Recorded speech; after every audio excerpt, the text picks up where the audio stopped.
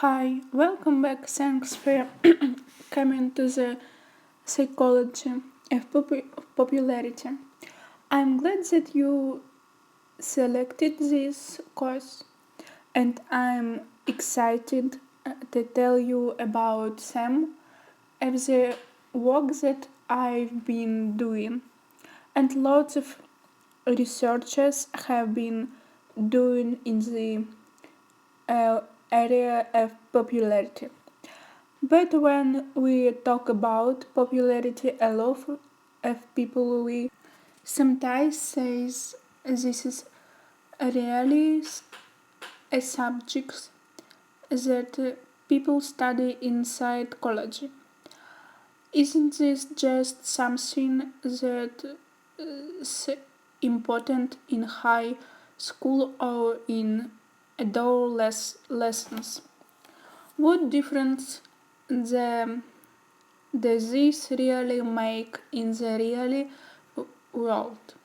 So maybe a good way to start for us to talk a little bit about how popularity really does play an important role. And it plays an important role actually throughout the entire lifespan. So first of all, of course, we think about her cause about popularity. We think about children. And in this graphic, what you can see is that even starting at very young ages, and these graphics from our 30 years ago, children spend far more time of their working weekend as surrounded by their peers than surrounded by adults. And you can see here that between the ages of about to all the way until pre-adolescence, this dramatic and increasing tendency for kids to interact with their peer. So, of course, if those interactions are abusive, difficult, filled with victimization, that's going to have a big effect on the developing child. What you don't see after this graphics that these trends just increased dramatically into adolescence. So once kids get into adolescence, of course, it's totally uncool to spend any time with adults. And we see even more increase in the amount of time spent with peers.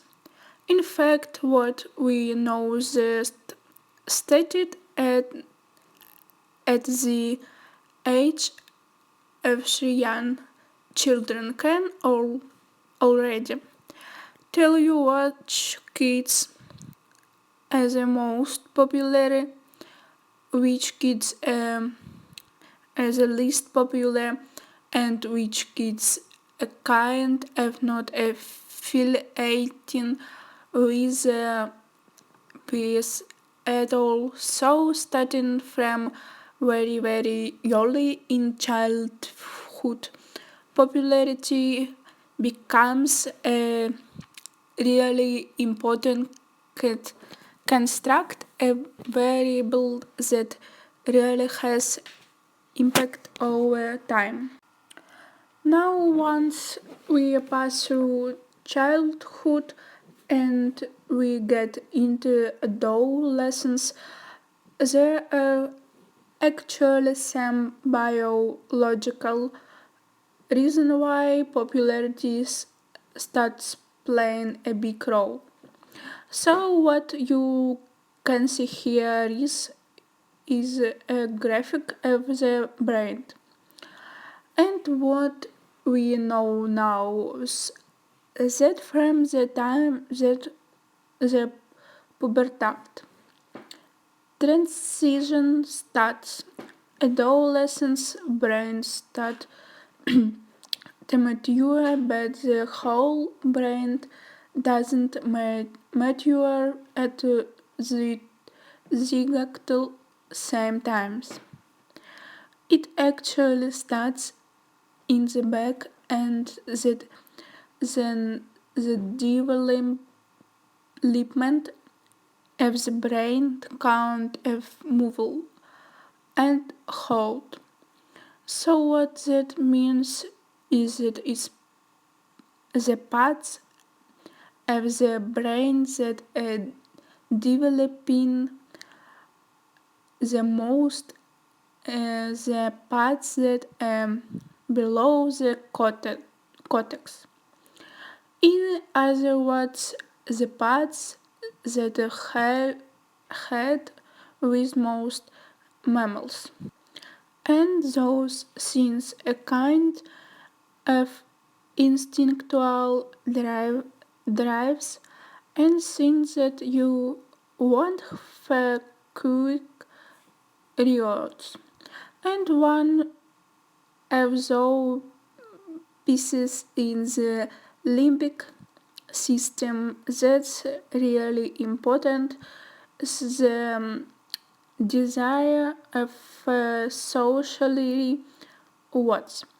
And the reason why in adolescence that there's this big push for our brains telling us to go out and get socially rewards is because it's a way of helping us to develop autonomy from adults.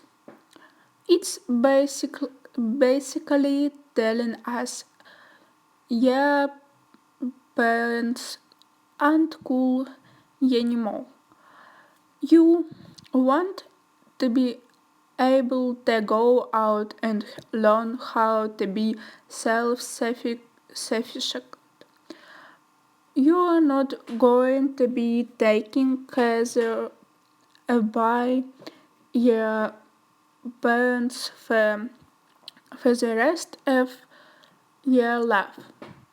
So our brains make us really interested in hanging out with peers, being very excited about what happens with peers, and and as a result, we tend to be very interested in whatever we can do to make us want to get rewards from people our age. And simultaneously, we become less interested in adults, so that's totally natural.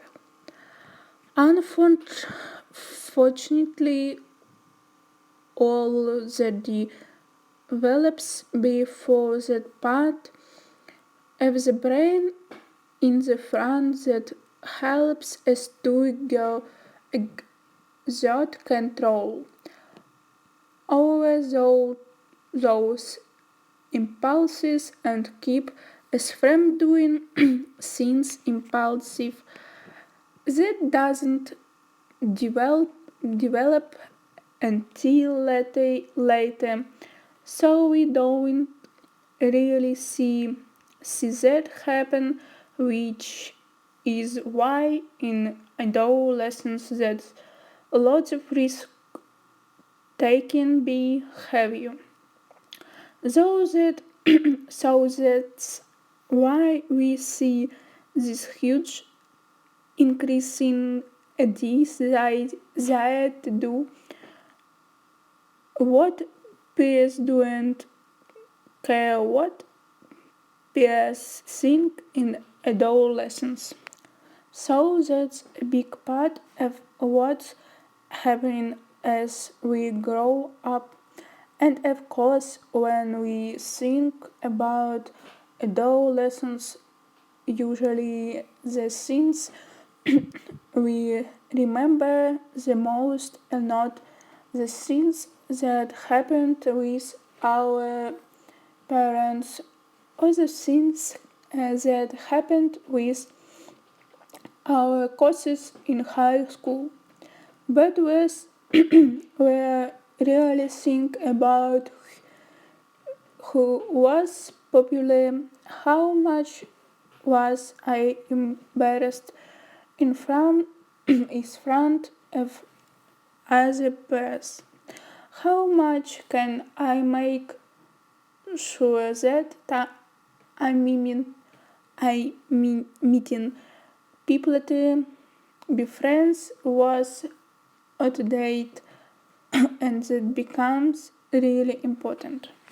So what about with adults? Well, one interesting thing about adulthood is that for some reason adults love talking about their adolescence in terms of popularity. And if you look at things that you see on TV or songs or especially movies out there are tons of movies that kind of bring us back to those times in adolescence. And we really talking about peer relationships and friendships. That's a reason why we're really interested in that, and that's from nostalgic value. But maybe there's a reason why we also care about popularity as adults that has to do with present day. If you think about it, there are a lot of us that in our adulthood life we're still thinking about and probably really affected by popularity. And hopefully that's why you're here.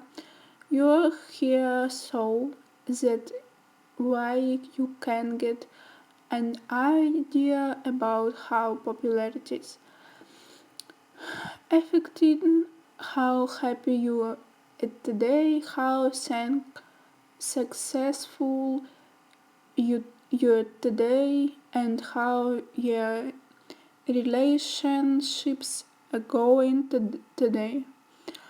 There are a lot of different ways that we see this, and probably now much more than we have seen for decades earlier. We see all this reflected in social media. So social media is really pulling us all back into that adolescent world of caring about who responded to our Facebook likes and posts and how many Twitter followers we have and which pictures we put up and how many people have paid attention. This is it's kind of an way of playing out this idea of popularity all over again, but it's doing it in a way that's explicit and measurable, and the numbers next to it. And people sometimes even get very hyped and up about how often their posts have been paid attention to. Others seem to try and get more relationships through social media. So it's affecting as adults, it's subtly affecting these adolescents growing up today. But it's also affecting as adults. Another way is that we really see popularity playing a role our big fic- fixation with celebrities. And if you think about it, celebrities are kind of the popular kids in the adult high school. For some reason, and all you have to do is go to the grocery store and kind of see all the magazines there.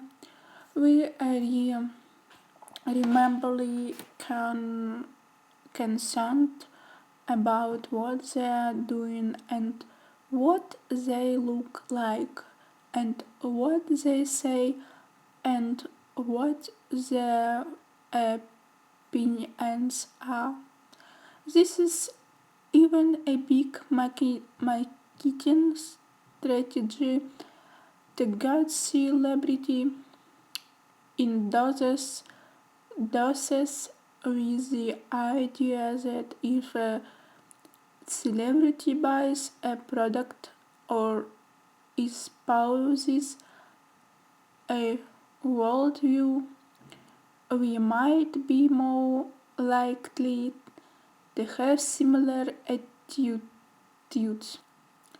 And the reason why it's playing upon these same ideas of popularity that we will see what those people do highly influential. In fact, a lot of marketing really geared towards leveraging the same types of popularity dynamics in current day. And when you think about marketing from the perspective of political marketing, we've really seen that when it comes to campaigns and presidential campaigns, there's really a way in which we are trying to be pulled towards the same times of popularity politics, and that really plays an important role. And it is something that's affecting our culture, and that has a lot to do with popularity. But even if we go beyond the perspective of the entire culture, how's popularity affecting your life? What are things that you are experiencing every day that have a lot to do with popularity? as many of us have studied it in childhood and adolescence. Well, if you work in an office with other people, then you've probably noticed that there are some ways that the office has some of the kinds of cliques and groups and reputations that there was in high school. It might be far more sophisticated. It might be presented in a way that's a little bit different. No one's kind of playing on a playground or teasing kids that have to sit in the corner of the room in the workplace, but the ways in which some people tend to have much more influence in meetings. People really want to hear what they have to say. They have a way of really getting people laughing. They might stand in the doorframe having conversations with their co-workers a lot, whereas are the people that note inviting to lunch. They really aren't someone that people want to affiliate with. Turns out that really affects work performance, that affects how much the company overall is successful, that even affects how long people will stay in their job, and a lot of that has to do with popularity. We also see this, of course, play a role in all of our relationships, so either it's our adulthood, friendships, and how much we feel we're getting there, but from friends in times of stress, or how much we feel in our friendship groups the same people, people who tend to be the boss and tell everyone what they're doing and what the plans are and whose house you're meeting at, versus those that tend to still feel a little bit like the onesie outskirts of the social group, or they're not the ones in the neighborhood that are often invited to all of the events. That's all about popularity too. In fact, we even see that play a big role when it comes to romantic patterns. Who you meet, how dating goes, how we feel during a date.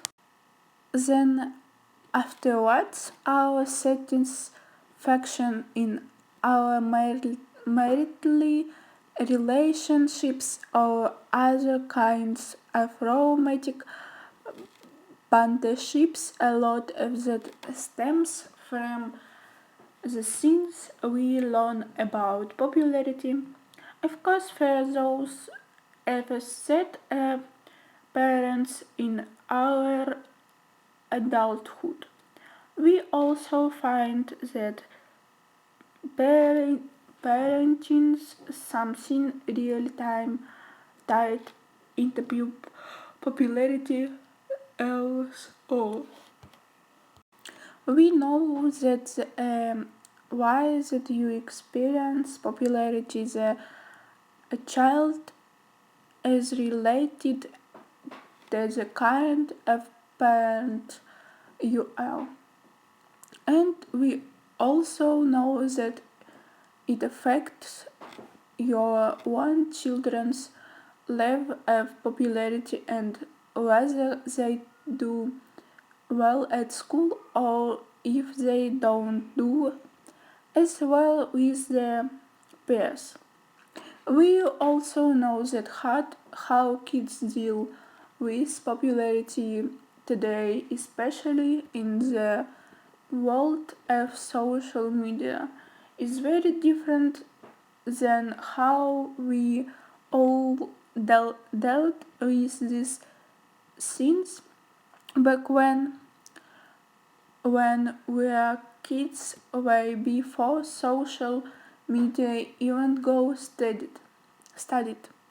So that's something we're going to talk about as well. So our role, what we are going to talk about for the rest of this course is specifically why popularity is so important. Why this?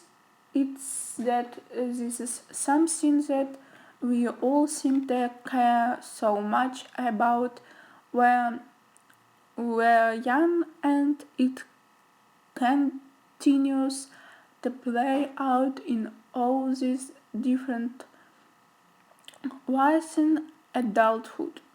We're going to talk also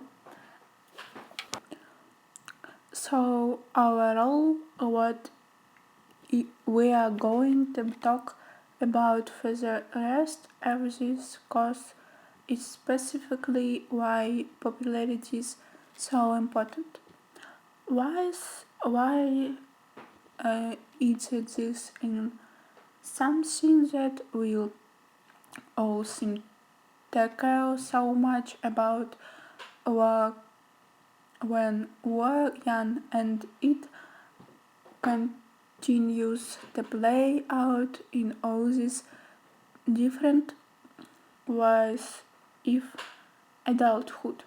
We're going to talk also about how we study popularity scientifically and using that scientific research.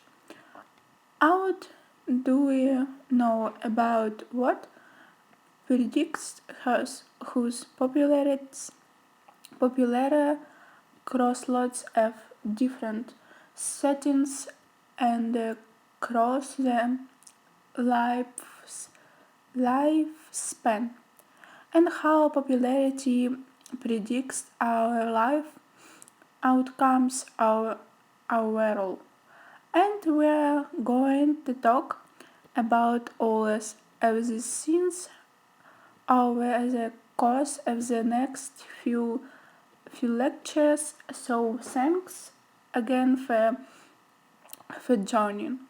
Really excited that you are here, and exciting to keep on going with the next clip.